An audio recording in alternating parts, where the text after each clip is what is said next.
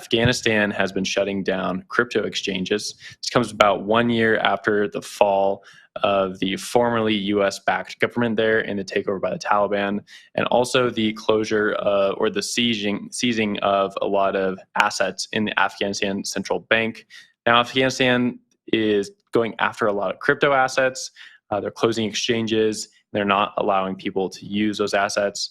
At the same time, we've seen famine, we've seen a lot of population moves, and we've also seen a lot of people move away from the Afghan the money itself, just because it's been falling due to inflationary pressures. So interesting to see crypto here in this context not doing as well because of the pressure from a new regime moving in. Zach?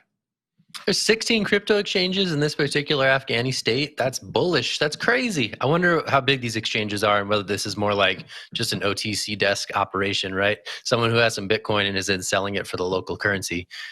Maybe exchange is a little bit glorified in terms of the word, but that's interesting to me that there are these many people to pursue in this particular region of Afghanistan. And it suggests that maybe more people are using this stuff in Afghanistan than we have been aware of, right? The idea of, again, stateless money that is not confiscation proof, but confiscation resistant, and also potentially inflation resistant, given some of the other macroeconomic conditions over there. The idea that this is actually finding a foothold in Afghanistan to the point where 16 of these exchanges, quote unquote exchanges, could be shut down. That's crazy. That's eye-opening. And it says to me that, hey, maybe this is being used in countries where it makes sense for it to be used. But yeah, Jen, what do you think?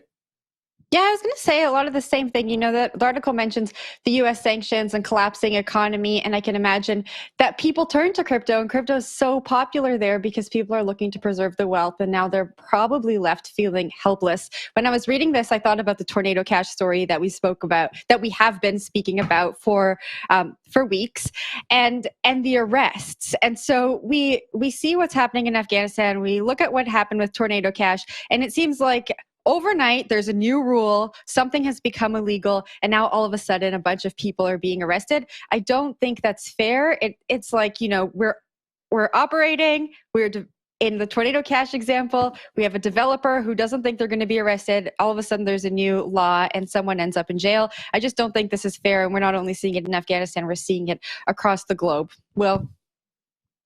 Yeah, the story is really interesting because it applies like a lot of different forms of knowledge you have to kind of pull together. So we have like a country that's developing, then we have a country that's like in the middle of a civil war. We have all the assets seized from the central bank. They're held in New York, I believe. Like a lot of the gold that Afghanistan, the former regime, used to have control of, that Taliban regime does not have control of anymore.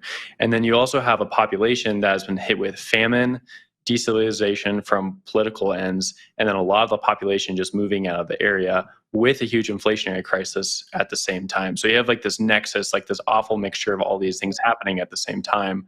And then you have crypto in the middle of this, right? And we don't really know how crypto is going to be important here or not. We know some of the features of crypto: borderless money, permissionless, the ability to send it peer-to-peer. All these things seem really good for Afghanistan. But at the same time, a lot of the infrastructure is not there, right? Like internet, you need that to be able to send Bitcoin for the most part, unless you're like handing off private keys one-to-one or just handing off a cold wallet. You need that, definitely need that, but it's not there in a lot of the parts of Afghanistan, a lot of the outlying jurisdictions. So is crypto a good fit for it? We'll have to see. To Zach's point, it is really wild that 16 exchanges were there in the first place. I think to most Western eyes, you would not expect that to be the case.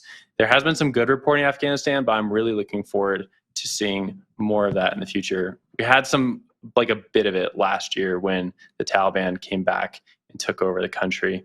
But to date, I haven't seen a lot of follow-up stories.